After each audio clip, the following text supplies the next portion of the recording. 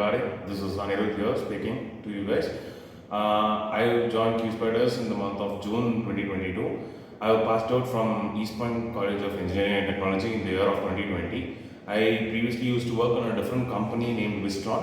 So when I was looking to shift my domain, I had a suggestion that I had to join QSpiders for learning new subjects and new courses which are supposed to be taken up to move into the IT sector. So when I joined here, I got a good support from the faculties and all the HRs. So they've been guiding me since then, since the beginning. I've been seeing people getting placed over here.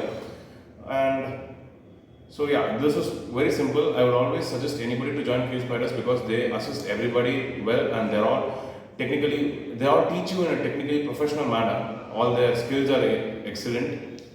That is how I gained my experience, and I was able to clear my interview, which I got scheduled in Western Digital, and I joined Western Digital on 24th of last month, that is 24/10/2022. And my package over there is 3.6 LPA.